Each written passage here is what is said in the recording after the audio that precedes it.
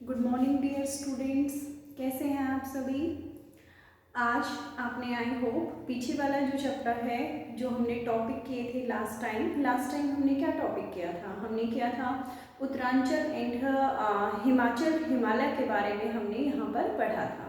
अब जो हम अपना नेक्स्ट टॉपिक करने जा रहे हैं और सिक्किम और दार्जिलिंग हिमालय भी हो चुका है, मीन्स नेपाल और जो भूटान है उसके बीच का जो हिमालय का पार्ट है सिक्किम या जिसे हम दार्जिलिंग हिमालय कहते हैं उसके बारे में भी हम यहाँ पर अध्ययन कर चुके हैं।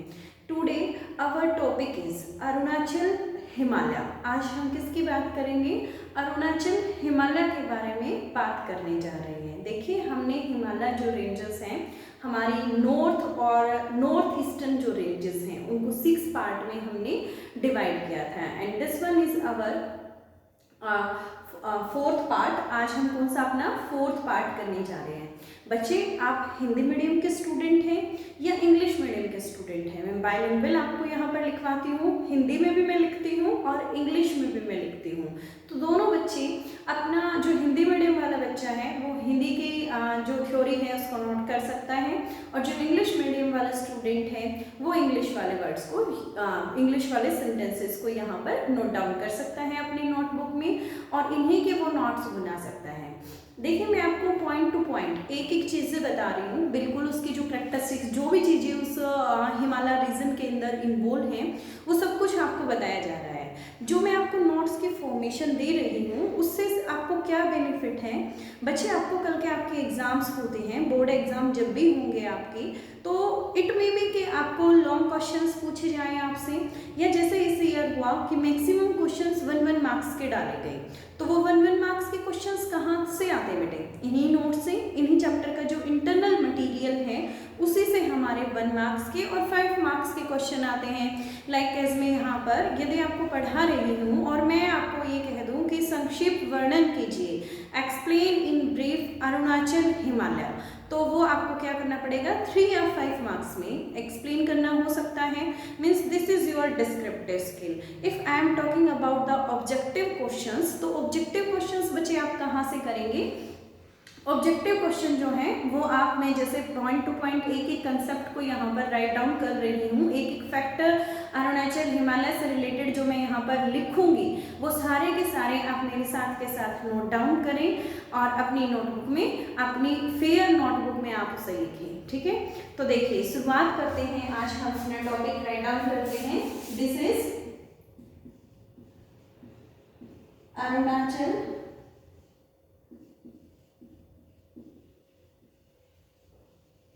हिमालय। बच्चे, आपको ये टॉपिक जब तक समझ नहीं आ सकता जब तक आपको इंडिया का जो मैप है वो अच्छे से फिल करना नहीं आता है।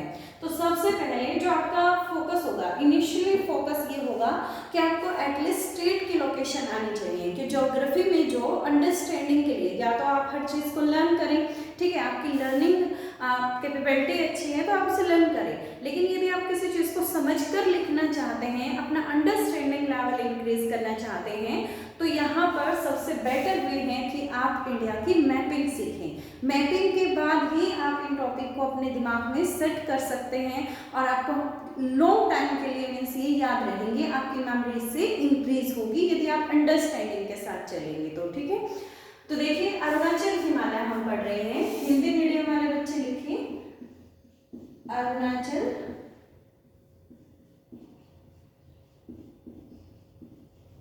हिमालय। यहां से हमारा फर्स्ट बात आती है लोकेशन। फर्स्ट पॉइंट क्या है इसका? स्थिति। बाइलिंगुअल लिख रहे हो बेटे, दोनों हिंदी मीडियम स्टूडेंट हो या इंग्लिश मीडियम स्टूडेंट हो, दोनों के दोनों मतलब इसको नोट डाउन कर सकते हैं। लोकेशन क्या है इसकी? पूर्वी। हिंदी मीडियम वाले लिख लीजिए पहले, पूर्वी भूटान से, पूर्वी भूटान नहीं, यहाँ पर पश्चिमी भूटान आएगा क्योंकि अरुणाचल जो है वो भूटान के पश्चिम में है। पश्चिमी भूटान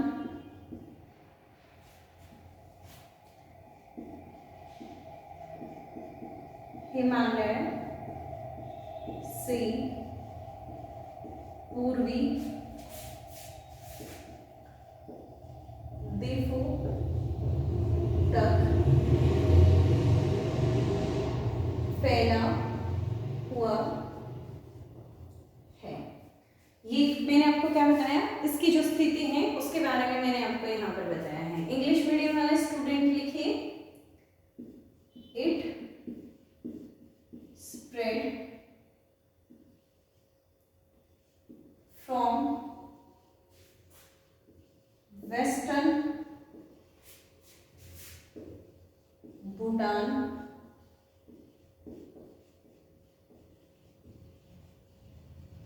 हिमालय टू दीफू। दीफू लोकेशन है, यहां तक ये फैला हुआ है। उसके बाद हम बात करते हैं, ये इसमें जो इसके काफी जो है इसमें पीक भी सम्मिलित है। तो कौन कौन सी पीक जो है वो यहाँ पर सम्मिलित है? पीक हिंदी में क्या बोलते हैं बेटे? चोटी बोलते हैं। और फिर से रिपीट कर रही हूँ, हिंदी मीडियम वाले बच्चे, जैसे मैं इंग्लिश के ऊपर नीचे हिंदी ट्रांसलेट कर रही हूँ, तो आप ये हिंदी वाली लाइन जो है वो नोट करेंगे। तो यहाँ से आप देखिए, इसमें कौन कौन सी चोटी जो है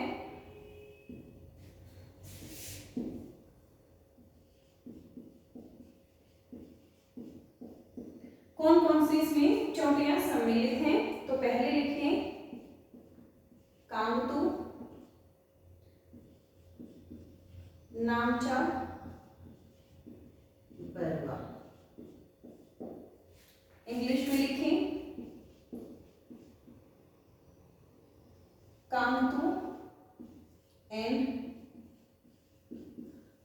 नामचा, बरवा। ठीक है। उसके बाद देखिए बेटे, यहां से अरुणाचल प्रदेश से कौन सी रिवर जो है, कौन सी रिवर का फ्लो है? सबसे बड़ी नदी जो है यहाँ पर जो इंडिया में एंटर करती है, this is the Brahmaputra river. कौन सी नदी है यहाँ पर? ब्रह्मपुत्र नदी है, वो जो अरुणाचल प्रदेश से एंटर करती है। तो जो ब्रह्मपुत्र नदी एंटर करती है बेटा, वो नामचा बरवा जो चोटी है उसको क्रॉस करते हुए जाती है और गहरे गोर्ज का, गहरे गर्तों का निर्माण करती है।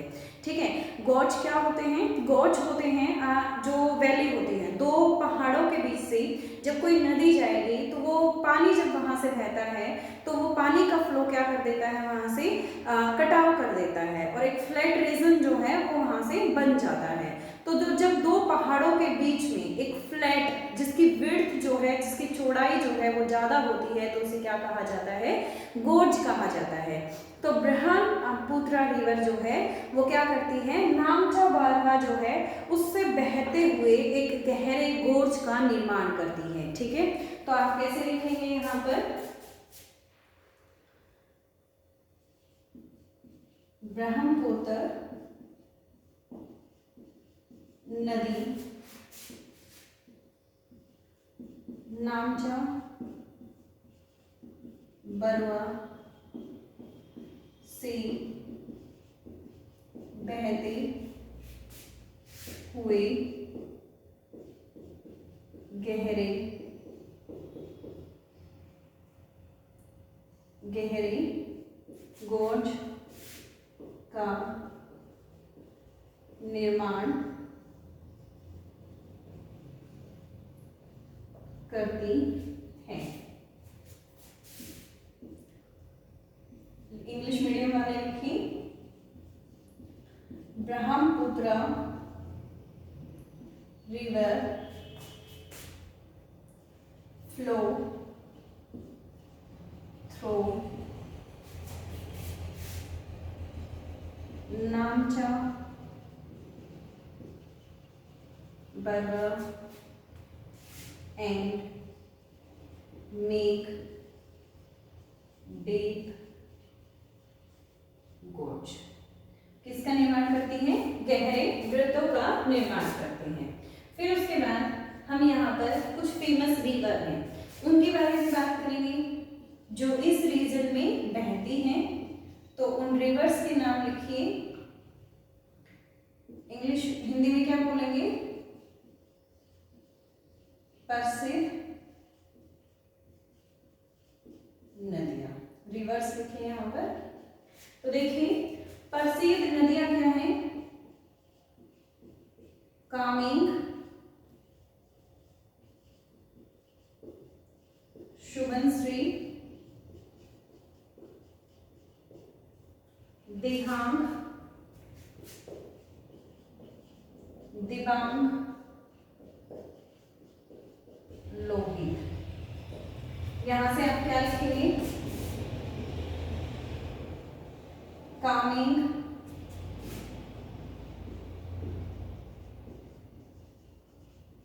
शुभश्री, दिहांग, दिबांग और लोहित। ठीक है, ये नोट डाउन करें एक बार आप।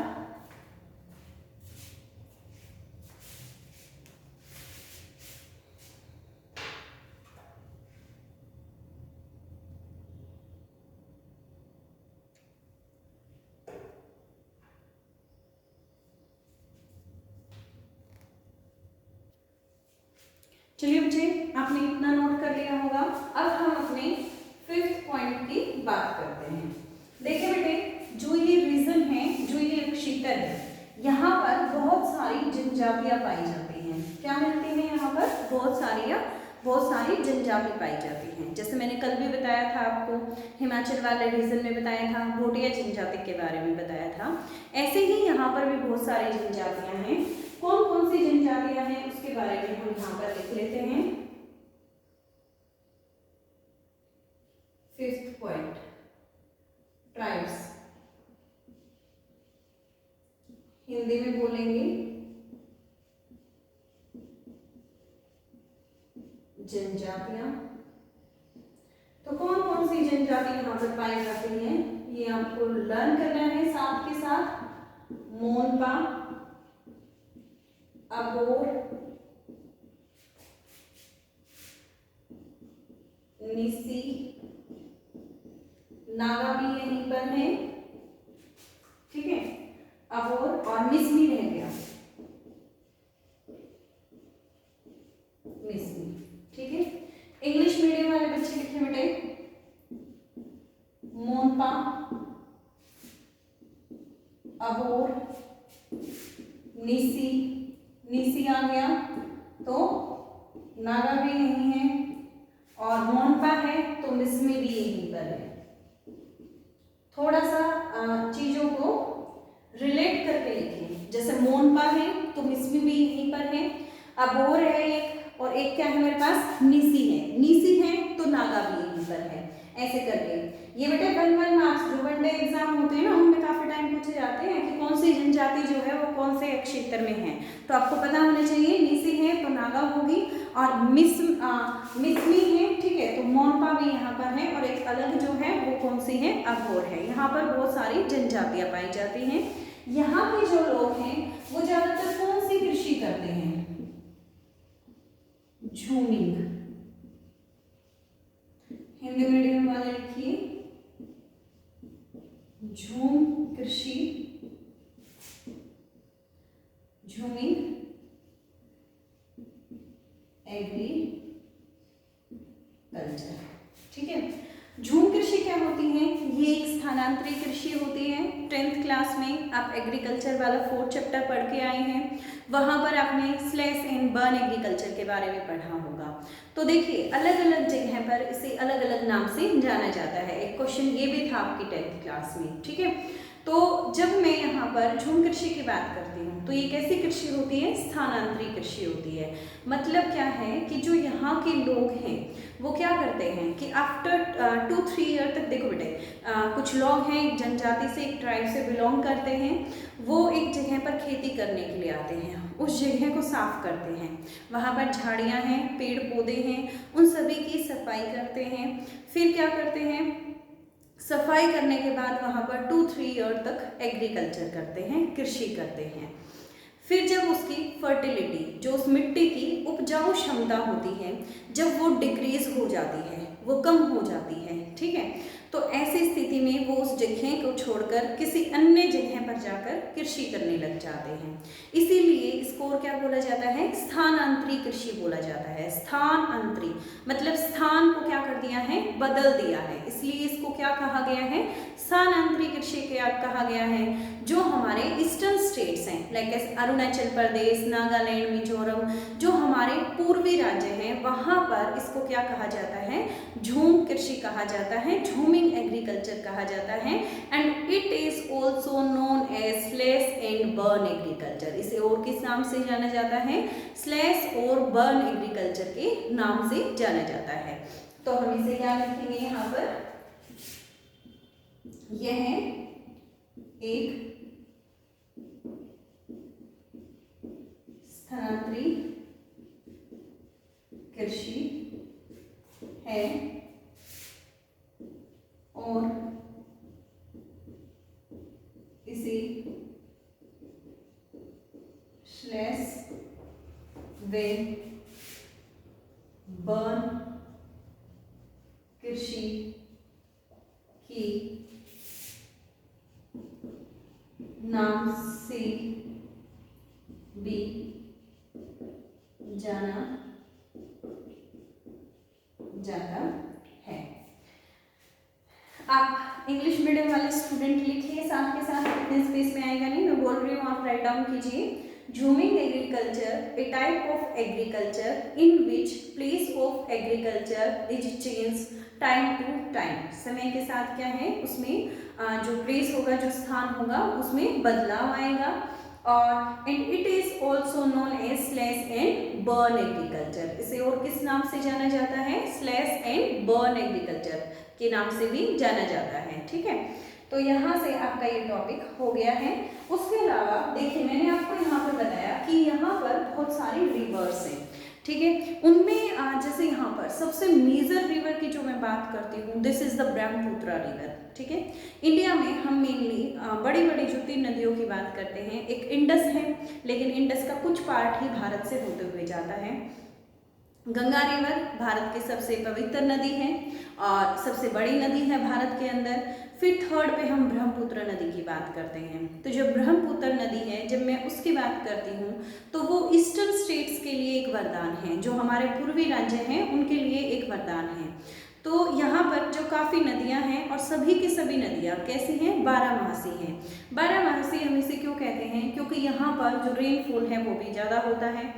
रेनफॉल ज़्यादा होने के, देखो बरसात यदि ज़्यादा होगी तो नदियों में पानी का भराव जो है वो ज़्यादा होगा। जैसे मैं राजस्थान के एग्जाम्पल लेती हूँ बेटे, राजस्थान में लूनी नदी है जो समुद्र में जाने से पहले अरेबियन सी में जाके गिरती है, लेकिन कच्छ ऑफ खंबात में ही वो क्या हो जाती है, गुजरात में ही समाप्त हो जाती है। उसका सबसे बड़ा रीज़न क्या है गुजरात में समाप्त होने का, राजस्थान में रेनफॉल जो है वो कम होता है ड्यू टू अरावली रेंजेस। ठीक है, अरावली रेंजेस जो अरावली पर्वत श्रृंखलाएं हैं उनकी वजह से राजस्थान राज्य में बरसात कम होती है और इसीलिए वहाँ की जो नदियाँ होती हैं वो प्राय सूख जाती हैं। लेकिन जब मैं अपने पूर्वी राज्यों की बात करती हूँ, अपने ईस्टर्न स्टेट्स की बात करती हूँ, तो वहाँ की नदियाँ नहीं सूखती हैं, वहाँ की नदियाँ बारहमासी हैं। फर्स्ट रीज़न ये है कि वहाँ पर रेनफॉल अच्छा होता है, बरसात अच्छी होती है।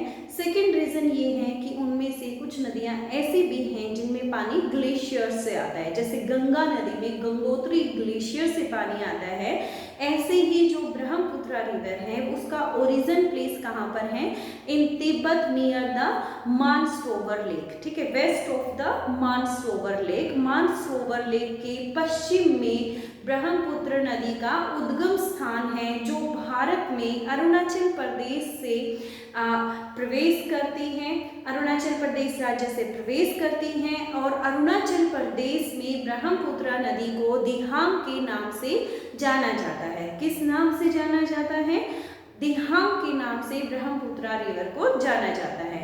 अरुणाचल प्रदेश में एंटर करेगी बेटे, फिर उसके बाद असम राज्य में आएगी, असम से फिर होते हुए वो कहाँ चली जाती हैं, बांग्लादेश के अंदर चली जाती हैं। ठीक है, तो ये हमारा जो ड्रेन सिस्टम है किसका हो गया, ब्रह्मपुत्र रिवर का। वैसे इंडिविजुअल आपको करवाया जाएगा जिसमें इसकी ट्राइब्यूटरीज वगैरह और मैप की लोकेशंस के साथ में क्लियर करवाऊंगी।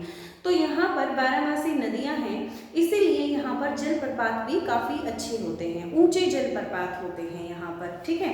कैसे जलप्रपात, वाटरफॉल आप जिसे बोलते हैं, वाटरफॉल काफ़ी ऊंचे होते हैं। उसका एग्जैक्टली रीज़न यही है कि यहाँ की जो नदियाँ हैं वो 12 नदियाँ हैं।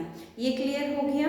यहाँ पर जैव विविधता भी अच्छी पाई जाती है और वनों का जो संरक्षण है वो किसके द्वारा किया जाता है, जो यहाँ के लोकल पीपल हैं, जो यहाँ के आम आदमी हैं, उन्हीं के द्वारा यहाँ पर वनों का संरक्षण किया जाता है। वनों की यदि हम संख्या की बात करें तो यहाँ पर पॉपुलेशन कम है और जनसंख्या घनत्व यहाँ पर काफ़ी कम है। जैसे कि जो अरुणाचल प्रदेश है, भारत में सबसे ज़्यादा जनसंख्या घनत्व जो है वो अरुणाचल प्रदेश राज्य में ही है। लेकिन यदि मैं बात करूँ यहाँ पर वनों की बात करूँ तो वन जो है वो काफ़ी ज़्यादा है और इसी वजह से ये जो एरिया है नक्सली एरिया भी है, मतलब एक तरीके से टेररिज्म वाला भी एरिया है, क्योंकि यहाँ पे पॉपुलेशन एक कम हो गई, दूसरा छिपने के लिए वनों का जो सहारा है वो यहाँ पर जो टेररिस्ट वगैरह होते हैं उनको मिल जाता है, ठीक है। तो आज हमने जो अपना टॉपिक यहाँ से किया है, हमारा क्या टॉपिक था बेटे, अरुणाचल हिमालय है। इसके जितने भी फैक्ट्स थे वो मैंने आपको बता दिए हैं। यदि 3 और 5 मार्क्स में आपके सामने पुट होता है तो उस सिचुएशन में आप इसको एक पैराग्राफ राइटिंग की तरह रिप्रेजेंट कर सकते हैं। क्लियर हो गया आपको? ठीक है बेटे।